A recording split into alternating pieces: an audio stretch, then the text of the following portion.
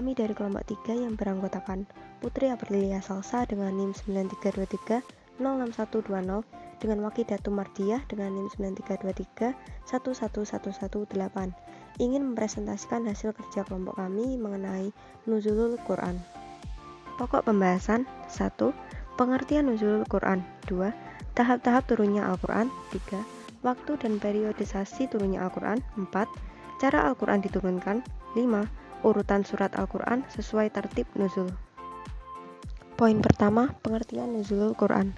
Pengertian Nuzulul Quran secara harfiah dapat diartikan dengan peristiwa turunnya Al-Quran. Dalam kaitannya dengan pengertian Nuzulul Quran, ada dua pengertian yang berbeda. Yang pertama, dari kata nazala yunazilu dengan makna konotatif turun secara berangsur-angsur. Yang kedua, dari kata anzala yunzilu dengan makna denotatif menurunkan. Dua makna tersebut relevan dengan peristiwa turunnya Al-Quran. Poin kedua, tahap-tahap turunnya Al-Quran. Adapun tahap-tahap turunnya Al-Quran adalah dengan berangsur-angsur, mulai dari sisi Allah hingga langsung kepada Nabi Muhammad SAW. Kitab suci ini tidak seperti kitab-kitab suci sebelumnya, sebab kitab suci ini diturunkan secara bertahap, sehingga betul-betul menunjukkan kemukjizatannya. Adapun tahap-tahap turunnya Al-Quran ada 3 tahap, yaitu tahap pertama, turun di Lauhul Mahfudz. Wujudnya Al-Quran di Lauhul Mahfudz adalah dalam suatu cara dan tempat yang tidak bisa diketahui kecuali oleh Allah sendiri. Dalam Lauhul Mahfudz, Al-Quran berupa kumpulan lengkap, tidak terpisah-pisah. Tahap kedua, di Baitul Izzah, yaitu tempat mulia di langit, yaitu langit pertama, atau langit yang terdekat dengan bumi.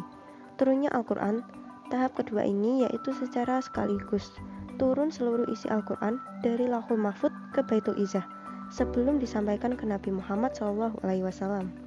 Tahap ketiga, Al-Quran turun dari Baitul Izzah di langit dunia langsung kepada Nabi Muhammad. Artinya Al-Quran disampaikan langsung kepada Nabi Muhammad, baik melalui perantara malaikat Jibril ataupun secara langsung ke dalam hati sanubari Nabi Muhammad SAW maupun dari balik tabir. Poin ketiga, waktu dan periodisasi turunnya Al-Quran. Waktu turunnya Al-Quran.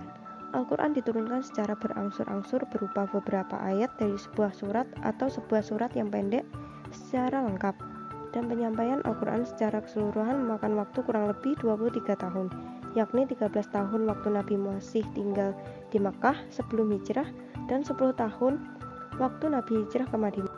Sedangkan permulaan turunnya Al-Quran adalah pada malam Lailatul Qadar, tanggal 17 Ramadan. Pada waktu Nabi telah berusia 41 tahun, bertepatan tanggal 6 Agustus 610 Masehi, sewaktu beliau sedang berkhawat atau meditasi di dalam Gua Hira di atas Jabal Nur. Periodisasi turunnya Al-Quran. Al-Quran diturunkan secara berangsur-angsur, kurang lebih dalam masa 22 tahun, 2 bulan, 22 hari. Secara garis besar, Al-Quran dapat dibagi menjadi 2 periode. Pertama, periode Makkah atau Makkiyah, yaitu ketika Rasulullah masih tinggal di Makkah. Jumhur ulama mengatakan kurang lebih 12 tahun 5 bulan 13 hari atau 54 tahun umur Rasulullah. Yang kedua, periode Madinah atau Madaniyah, yaitu ketika Rasulullah sudah hijrah ke Madinah. Jumhur ulama mengatakan kurang lebih 9 tahun 9 bulan 9 hari.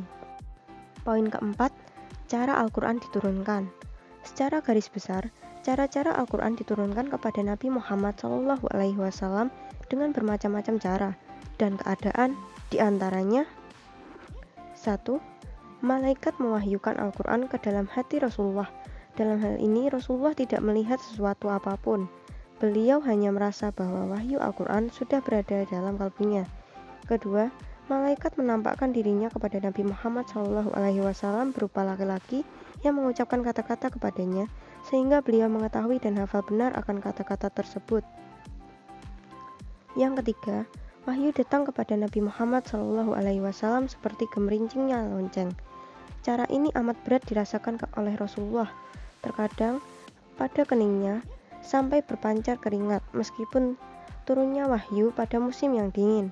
Dan terkadang juga unta yang beliau kendarai terpaksa berhenti dan duduk karena merasa amat berat bila wahyu tersebut turun ketika beliau sedang mengendarai unta. Keempat, malaikat menampakkan dirinya kepada Rasulullah tidak berupa seorang laki-laki, namun menampakkan wujud yang asli. Poin kelima, urutan surat Al-Quran sesuai tartib nuzul. Ada perbedaan pendapat yang menjelaskan terkait urutan surat Al-Quran dengan berdasarkan terbit nuzul.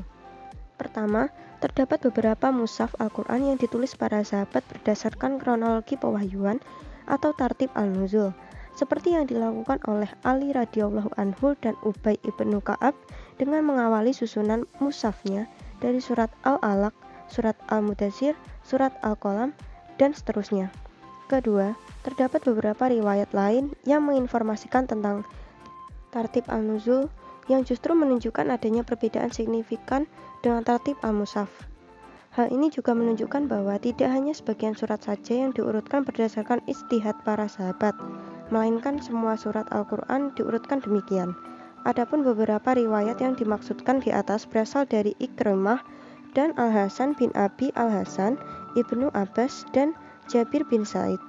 Menariknya, walaupun sama-sama menginformasikan tentang tartib al-nuzul, namun masing-masing riwayat tersebut memiliki informasi yang berbeda-beda. Demikian presentasi dari kelompok 3, kurang lebihnya mohon maaf. Wassalamualaikum warahmatullahi wabarakatuh.